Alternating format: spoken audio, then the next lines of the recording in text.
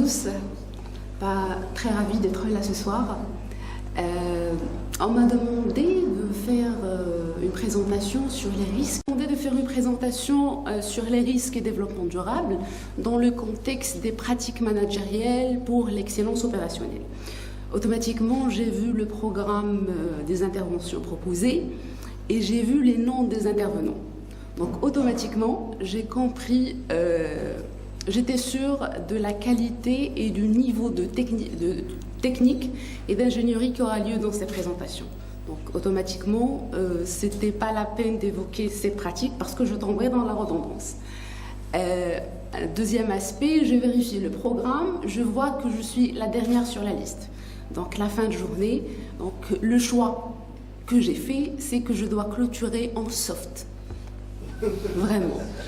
Donc pour ce faire, je vais aujourd'hui parler du risque comme étant un concept. Je vais parler du développement durable comme étant un concept, un contexte mondial et des exigences.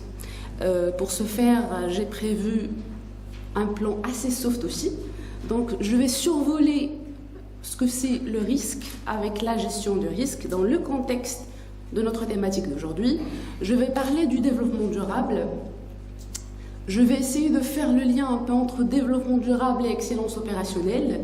Et puis pour atterrir, on va parler du développement durable au Maroc où on est.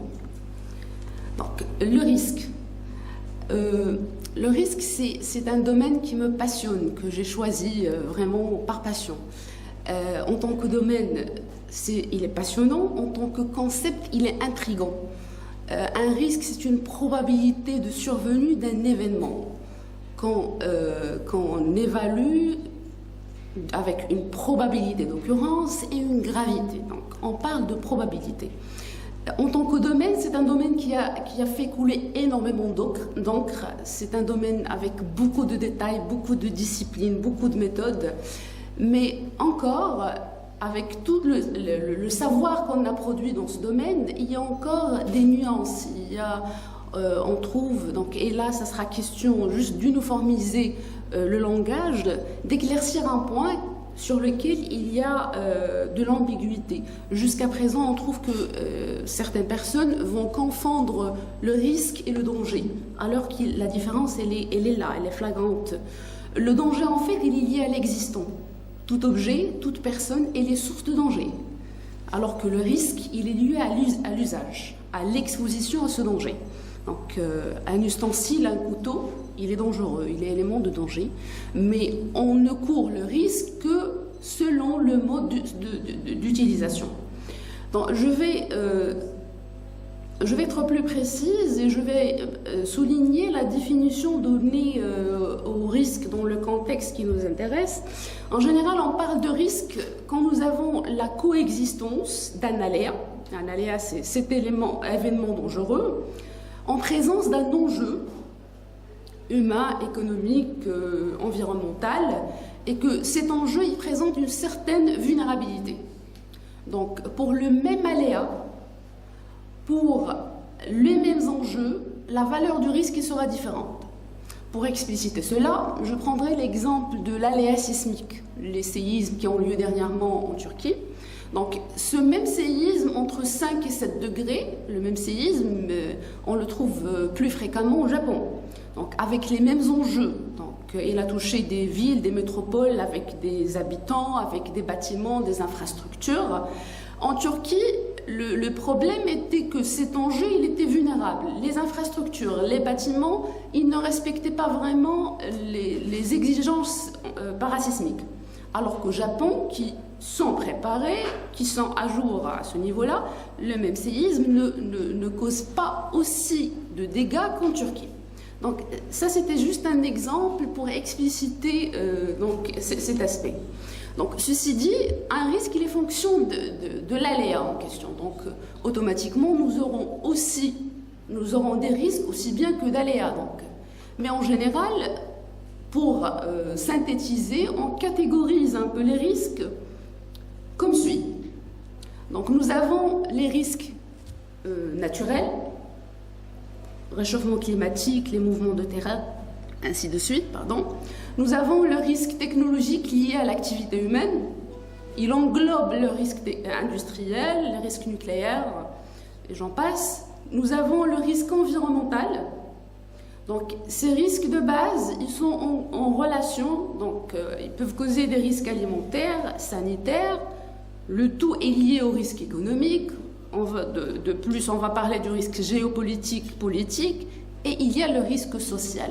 Donc, si on observe ce schéma, nous allons trouver que ces différents risques qui sont liés avec des relations de cause à effet, et si on suit un peu les flèches, on peut se trouver avec des effets dominos. Donc un risque technologique, je ne sais pas, donc un risque nucléaire par exemple, donc il va causer des risques environnementaux, qui vont causer des risques alimentaires, éventuellement sanitaires, qui vont mener à un risque économique, social, politique, géopolitique, donc, et j'en passe. Donc ce schéma, c'était juste pour catégoriser un peu, pour que l'image soit plus claire pour nous. En ingénierie et dans le contexte qui nous intéresse, on s'intéresse plutôt au risque industriel. Un risque industriel, qu'est-ce que c'est? Il est tout simplement un événement qui se produit sur un site industriel, qui va mettre en jeu des produits, des procédés dangereux et qui vont entraîner des conséquences immédiates, graves pour le personnel, les riverains, les biens et l'environnement. On retient bien ces 5 éléments. Donc, en général, le risque, c'est quelque chose qu'on essaie. Donc, en général, il a une connotation négative. Pour les Allemands, c'est pas le cas. Il peut avoir une connotation positive pour les Allemands, mais en général, le risque, il a une connotation négative. Un risque industriel, notre objectif, c'est de le gérer, de le maîtriser, de l'éviter. Donc, on essaie de se prémunir de ce risque. Donc, on parle de la gestion de risque. Dans cette présentation, je ne vais pas entrer dans le processus de gestion de risque proprement dit, mais je vais l'associer dans le contexte industriel, comme vous le savez tous. On est dans une approche processus, d'accord? Donc, gérer le risque d'une activité industrielle, c'est gérer l'ensemble des risques relatifs au processus. Donc, comme vous le savez tous, là je ne vous apporte rien de nouveau, un processus, c'est l'intervention des 5 M pour la transformation de certaines entrées en des sorties. Donc gérer le risque, je le précise bien, dans le contexte d'un processus, donc revient à pérenniser les 5 M. Donc aujourd'hui, là, on est en train de parler, on va dire que pour pérenniser la main-d'œuvre, actuellement, nous avons différents domaines, différentes approches. On va parler de la sécurité, de la santé au travail, de l'ergonomie, les méthodes. On a parlé du Lean, du Six Sigma et j'en passe. Pour le milieu, l'environnement, on parle des études d'impact, des études de danger, des plans de prévention, des plans particuliers d'intervention, pardon, les moyens, donc les machines, les installations, on parle de la sûreté de fonctionnement, de la sécurité des installations, la matière, on parle d'approvisionnement, d'optimisation, de supply chain. Donc, ce sont des concepts qui, présentés sur ce slide comme ça, horizontalement, ce sont des évidences. Alors que non. L'aspect qui a été évoqué depuis tout à l'heure, c'est l'évolution des concepts.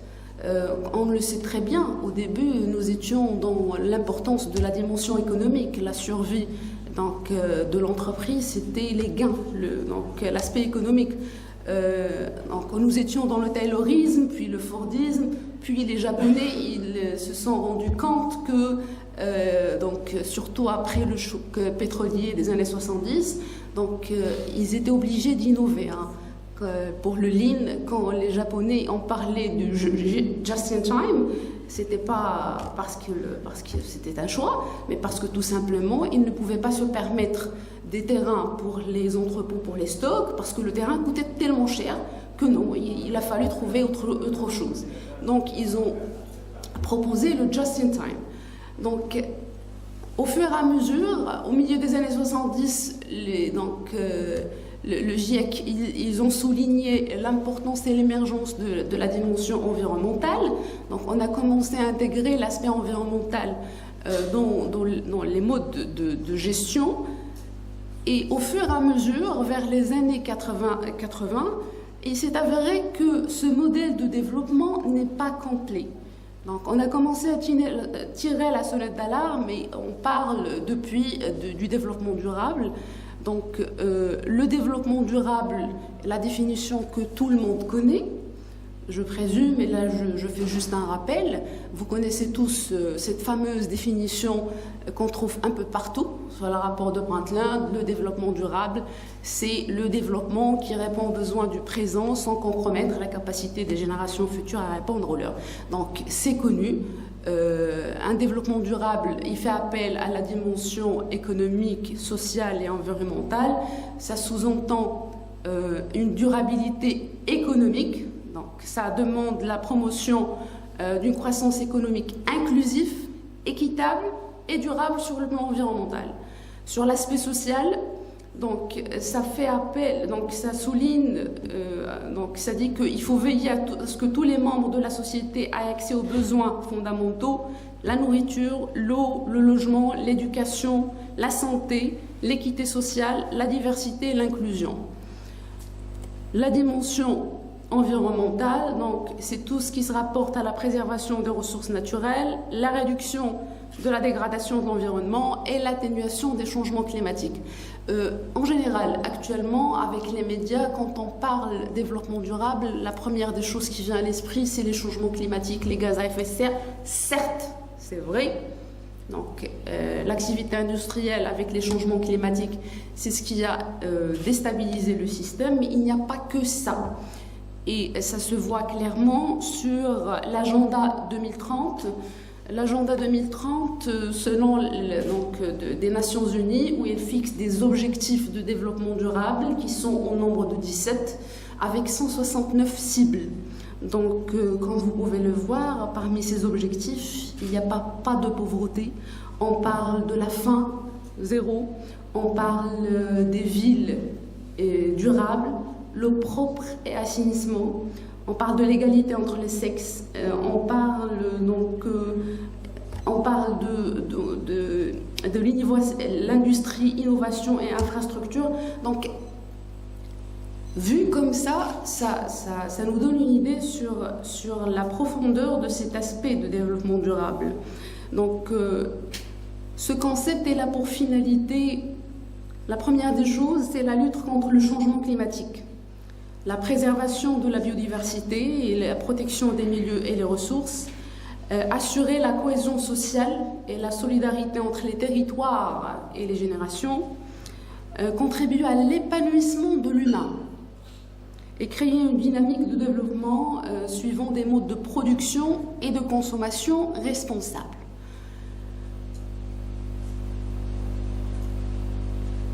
Alors, si on veut essayer de faire un peu le lien entre développement durable et excellence opérationnelle, donc par définition, c'est quoi l'excellence opérationnelle? Avant tout, c'est un état d'esprit. C'est une culture d'entreprise qui est axée sur la réduction des risques, de la complexité et des coûts, tout en améliorant la sécurité, la durabilité et la productivité des processus.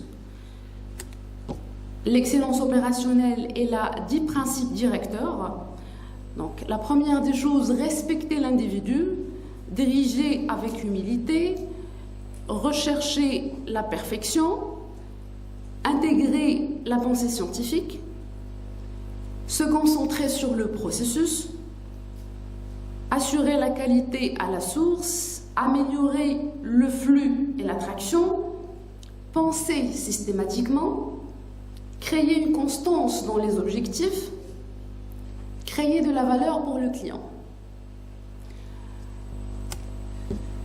Donc, l'excellence opérationnelle, en fait, c'est un état d'atteinte d'une efficacité et d'une productivité maximale dans les opérations, les processus et les systèmes d'une organisation. Donc, ce qui implique l'amélioration continue des processus, l'élimination des gaspillages, l'optimisation des ressources pour obtenir cet avantage concurrentiel, la réduction du coût, l'amélioration de la qualité, la satisfaction des clients et l'engagement des employés.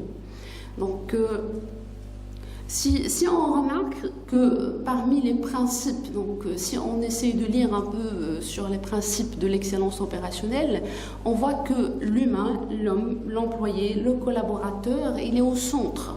Donc la dimension sociale, il est beaucoup plus présente. Si au fur et à mesure on a développé, on a parlé de qualité, du lean management, donc le lean management lui-même qui a évolué, avec l'étude de M. Bouhami, le lean que M. Bouhami propose, il est différent, donc largement différent du lean qu'on a connu jusqu'à présent. Donc les choses, ils sont en train d'évoluer.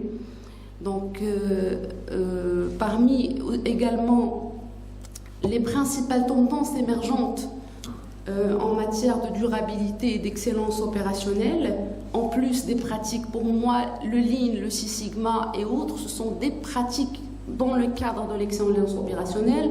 On a l'approvisionnement durable, l'efficacité énergétique, la responsabilité sociale des entreprises, l'économie circulaire, la numérisation ou bien l'ère 4.0. Donc tout ça, ce sont des tendances qui vont dans le sens d'une excellence opérationnelle.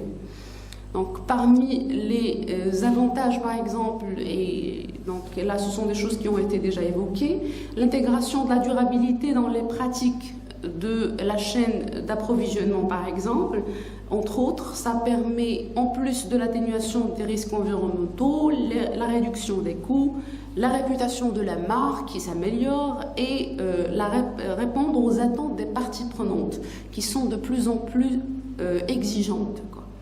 Donc, l'excellence opérationnelle, pour moi, c'est toutes les pratiques managérielles optimisées en plus d'une dimension humaine qui implique, qui prennent en considération la dimension humaine.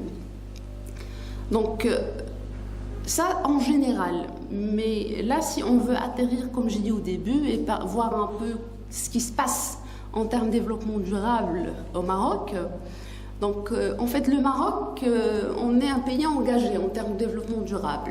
Nous étions parmi les signataires de l'accord de Rio, donc on a ratifié les 3 accords donc, relatifs au changement climatique, la protection de la biodiversité et la désertification. On est également engagé dans l'agenda 2030 des Nations Unies. Donc, par la Constitution de 2011, le développement durable est un droit à tous les citoyens. On a essayé de mettre en place les instances institutionnelles qui doivent gérer ça. Donc, on a mis en place des lois relatives au développement durable, notamment la loi 99/12, donc la charte nationale de développement durable, ainsi que d'autres lois, les études d'impact, le littoral. Donc, il y a cette loi relative à l'évaluation environnementale stratégique. Donc, plus ou moins, nous avons un cadre qui n'a pas tout englobé. Donc, si on rentre dans le détail, ce cadre juridique, il ne couvre pas toutes les exigences du développement durable, mais ça n'empêche. On a commencé, nous avons une feuille de route. Donc, cette feuille de route s'est exprimée avec la stratégie nationale de développement durable qui a vu le jour en 2017.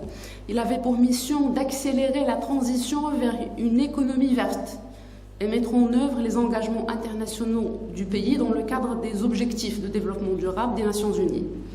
Donc, la spécificité de la stratégie marocaine de développement durable, c'est qu'en plus de la dimension économique, environnementale et sociale exigée, il a ajouté la dimension culturelle. Il considère la spécificité du territoire marocain, à savoir les zones sensibles, les oasis, le littoral, ainsi que tout ce qui est artisanal. Donc cette dimension, elle est considérée également dans la stratégie marocaine.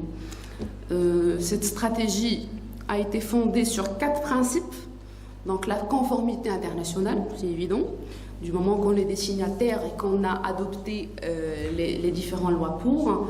La conformité avec les principes de la loi cadre qu'on a mis en place. Et l'engagement donc, la stratégie marocaine est conçue comme étant un processus continu d'engagement des différentes parties prenantes au niveau du Maroc. Et il se veut opérationnel, c'est-à-dire elle s'appuie sur des stratégies, des plans et des programmes, et s'est appuyée sur les programmes qui ont été déjà mis en place.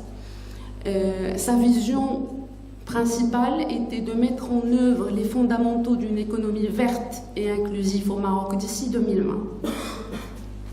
Donc, elle avait 7 enjeux avec 31 axes stratégiques. Les principaux enjeux étaient de consolider la gouvernance en développement durable, réussir la transition vers une économie verte, améliorer la gestion et la valorisation des ressources naturelles et conserver la biodiversité, accélérer la mise en œuvre de la politique nationale de lutte contre le changement climatique, accorder une vigilance particulière aux territoires sensibles, promouvoir le développement humain et réduire les inégalités sociales et territoriales. Et enfin, promouvoir une culture de développement durable au sein de la société marocaine. Donc, pour chacun de ces enjeux, on trouve que dans la stratégie, il y a des axes à développer pour chacun de ces enjeux. Donc, si je prends l'exemple de l'enjeu relatif à la transition vers l'économie verte, on trouve qu'il a 11 axes stratégiques qu'il faut développer. Je prends un exemple. Parmi ces axes stratégiques, il faut disposer d'un secteur minier durable, très ambitieux comme axe stratégique. Donc, valoriser les forêts pour assurer la gestion durable, inscrire l'accélération industrielle dans une trajectoire d'économie verte. Donc, ce sont des axes très, très stratégiques qui certes ont bénéficié de certains programmes d'application qu'on va voir. Donc, pour cet enjeu, je précise qu'il y avait 11 axes stratégiques. Parmi les programmes relatifs au développement durable, donc le Maroc, il a un programme pour l'innovation dans les technologies propres et l'emploi vert. Donc, c'est un programme avec l'appui du Fonds de l'environnement mondial, les Nations Unies. Donc, ce programme, il est destiné aux autres entrepreneurs, les startups, et s'inscrit dans le Global Clean Tech Innovation Program. C'est un programme qui a enregistré un levée de fonds qui arrive à des millions de dollars. Donc, il a mis en place également un programme d'accélération et d'accompagnement personnalisé des projets en relation avec la valorisation des déchets, l'utilisation rationnelle de l'eau, l'efficacité énergétique et énergie renouvelable et le bâtiment vert. Il y a eu également l'Agence marocaine de l'efficacité énergétique qui développe des programmes d'efficacité énergétique pour les secteurs de bâtiments, transport, industrie, agriculture, ville et éclairage public. Donc, nous avons bénéficié également d'autres programmes d'appui, donc relatifs à la compétitivité et la croissance verte, qui s'élèvent à 105 millions de dollars, qui offre un appui budgétaire et technique au Maroc, et qui porte un soutien pour la promotion de la stratégie nationale.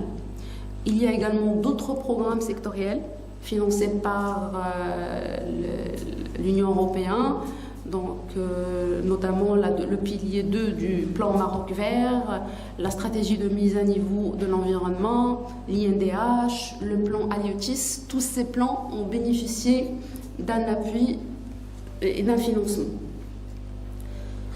Également, sur le plan régional, on a bénéficié du soutien de l'Union européenne pour accompagner les industries dans leur transition vers une économie circulaire, ainsi que des programmes relatifs à l'eau et l'environnement.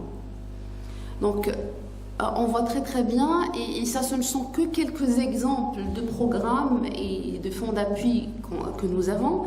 Donc, il y avait de la volonté, il y avait une stratégie, il y avait des études, il y avait des programmes, mais après le Covid, le Haut-Commissariat au plan a fait une évaluation des résultats et il a souligné certaines lacunes.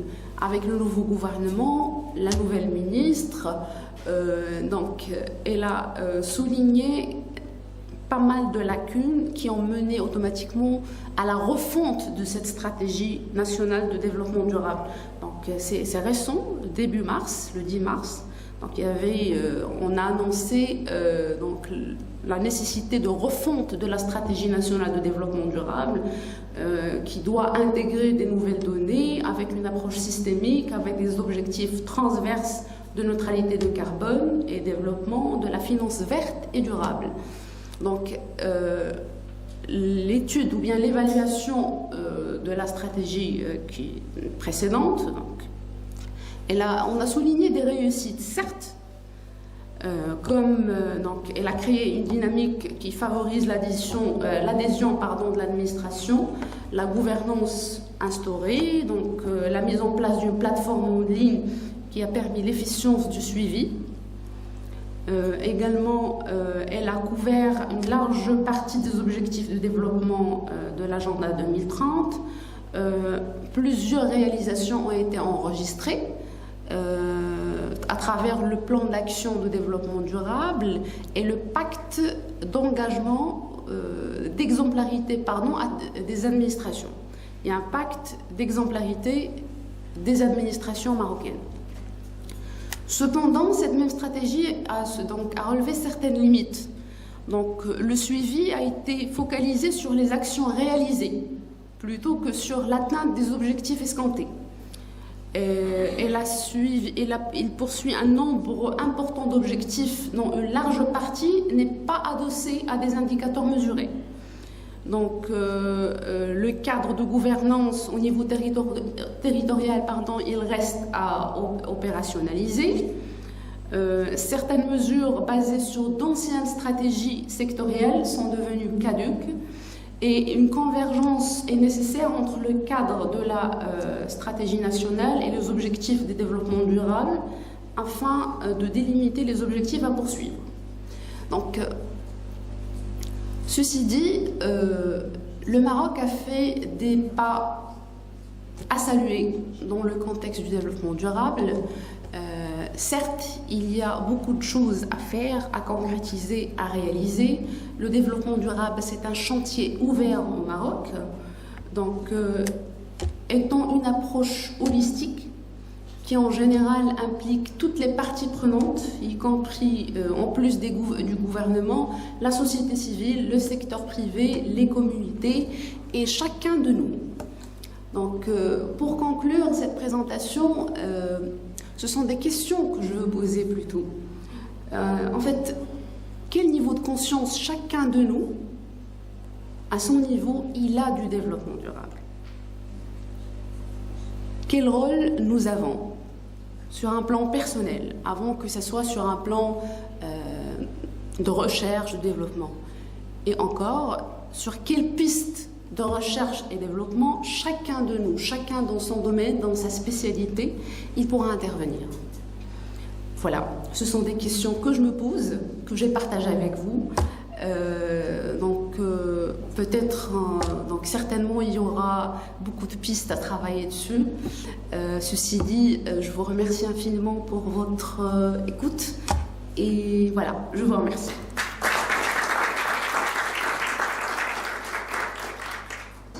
Merci Madame le projet Teddy, très intéressant. Alors on passe maintenant aux questions. Si on a des questions dans la salle. Définition de développement comme je vais partager avec vous une autre proposition de définition. Que les richesses dont on dispose, on ne les a pas héritées de nos pères, mais on les a empruntées à nos enfants. Exactement. Comment dire? Oui, exactement. Je vous remercie en fait, et je suis entièrement d'accord, et je trouve personnellement que c'est la définition que nous devons garder en esprit et qu'on devra probablement essayer de vivre. Donc moi j'ai posé des questions, je n'attends pas de réponse, mais bon, comment on vit vraiment ce développement durable? Chacun à sa place avec lui-même dans nos choix, dans notre vie de chaque jour, dans nos décisions d'achat, d'investissement. Donc voilà. Est-ce qu'il y a d'autres questions? C'est que le développement durable, il faut savoir que c'est devenu une nécessité. Une nécessité, ce matin, lorsque j'ai parlé du Total Quality Management, j'ai envie de parler de quelque chose d'important qui rentre dans le cadre de on peut appeler ça développement durable, on peut très bien appeler ça responsabilité sociétale, qui doit être ajoutée. Parce que la responsabilité sociétale, il y a dedans l'environnement, il y a dedans le risque, les conditions de travail, etc. Donc les deux sont parfaitement. Et ils doivent être une constance dans la politique des entreprises. C'est-à-dire qu'une entreprise qui veut améliorer et assurer sa pérennité, elle doit réfléchir à réduire les coûts, augmenter la satisfaction du client, etc. Mais elle ne doit pas oublier qu'elle doit en même temps servir le développement durable. Pourquoi? Parce que parmi ses clients, parmi les clients de l'entreprise, il y a la société. Il y a la société. Lorsqu'une entreprise travaille pour fabriquer un produit, elle fabrique un produit, mais nous sommes concernés par ce qu'elle fabrique. Si elle attaque l'environnement, nous sommes concernés par ce qu'elle fabrique. Et nous, en tant que clients, parce que nous sommes clients, nous ne serons pas tout à fait d'accord. Alors, s'agissant du risque, pourquoi est-ce qu'on a choisi ce thème? Parce que c'est un des enjeux futurs. Un des enjeux futurs, toute entreprise. Nous avons choisi de parler du risque parce que le risque, aujourd'hui, il est pris en compte partout. Si vous regardez toutes les normes qui existent, il y a dedans une partie concernant les risques, étudier les risques. Quand toutes les normes, ISO 9001, etc., il y a une partie qui concerne le risque. Et ça nous vient des Japonais particulièrement. Vous savez, il y a une différence de culture entre les Japonais et nous. Nous, lorsqu'on fait quelque chose, on se dit dans notre tête, ça marchera. Et puis, il y a quelque chose qui ne marche pas. Et on se trouve démuni. Pourquoi? Parce qu'on n'a pas réfléchi à ce risque-là. D'autres pays, notamment les Japonais, ils disent, et si ça ne marchait pas? Qu'est-ce qu'on doit faire pour éviter ce problème? Donc c'est un changement de culture. Un changement de culture important. C'est pour ça que nous avons souhaité parler de ça, parce que c'est quelque chose qui commence à prendre de l'ampleur dans l'entreprise, dans les entreprises industrielles et de services. Moi, je proposerais que l'intitulé de votre présentation ne soit pas le risque, mais l'appétence au risque. Oui. L'appétence au risque et le développement durable. Oui. Risque appetite, sustainabilité. Ça peut être beaucoup plus ciblé. Oui, entièrement d'accord. Merci. On vous remercie, Madame Mojedidi, pour votre intervention. Merci. Alors, je cède la parole à Monsieur le directeur, Monsieur Brahimi. Écoutez, nous avons passé, à mon avis, une belle journée qui a été ponctuée de conférences très intéressantes, d'échanges qui sont très intéressants de la part des participants qui ont bien voulu nous accompagner durant cette journée. Alors, c'est une journée nous avons voulu que ce genre de journée soit une plateforme d'échange. Une plateforme d'échange sur des thématiques de grande importance pour le développement du Maroc, mais également le développement humain.